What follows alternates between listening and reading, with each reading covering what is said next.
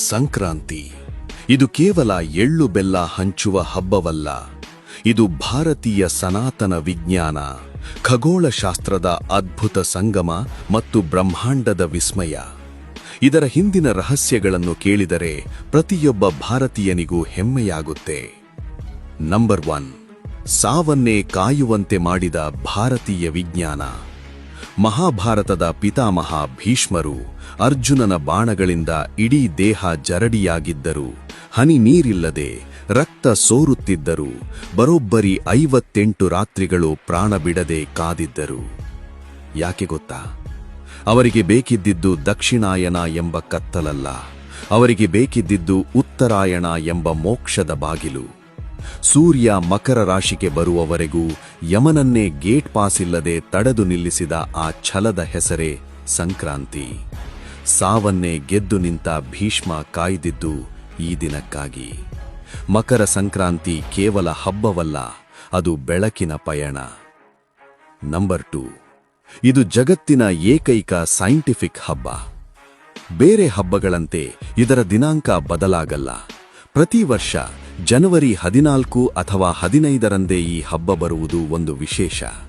ಯಾಕಂದ್ರೆ ಇದು ಚಂದ್ರನನ್ನಲ್ಲ, ಸಾಕ್ಷಾತ್ ಸೂರ್ಯನ ಚಲನೆಯನ್ನೇ ಆಧರಿಸಿದ ಹಬ್ಬ.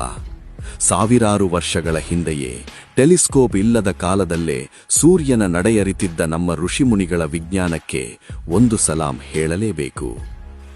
ನಂಬರ್ 3, ಕಾಶ್ಮೀರದಿಂದ ಕನ್ಯಾಕುಮಾರಿವರೆಗೆ ಹೆಸರೇ ಬೇರೆ, ಉಸಿರೊಂದೇ. ಕರ್ನಾಟಕದಲ್ಲಿ ಸಂಕ್ರಾಂತಿ, ತಮಿಳುನಾಡಿನಲ್ಲಿ ಪೊಂಗಲ್, ಪಂಜಾಬ್ನಲ್ಲಿ ಲೋಹರಿ, ಗುಜರಾತ್ನಲ್ಲಿ ಉತ್ತರಾಯಣ್. ಅಷ್ಟೇ ಅಲ್ಲ, ಬಾಹ್ಯಾಕಾಶದಿಂದಲೇ ಕಾಣುವ ಜಗತ್ತಿನ ಏಕೈಕ ಮಾನವ ಸಮೂಹ ಕುಂಭಮೇಳ ನಡೆಯುವುದು ಇದೇ ಸಮಯದಲ್ಲಿ.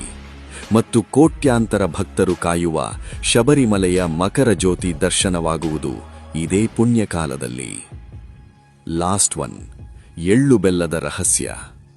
ನಾವು ಎಳ್ಳು ಬೆಲ್ಲ ತಿನ್ನುವುದು ಕೇವಲ ರುಚಿಗಲ್ಲ, ಇದು ಚಳಿಗಾಲಕ್ಕೆ ದೇಹಕ್ಕೆ ಉಷ್ಣತೆ ನೀಡುವ ನ್ಯಾಚುರಲ್ ಇಮ್ಯುನಿಟಿ ಬೂಸ್ಟರ್. ಒಳ್ಳೆಯದನ್ನೇ ಹೇಳು ಎನ್ನುವುದು ಮನಸ್ಸಿನ ಆರೋಗ್ಯಕ್ಕಾದರೆ, ಎಳ್ಳು ತಿನ್ನುವುದು ದೇಹದ ಆರೋಗ್ಯಕ್ಕೆ.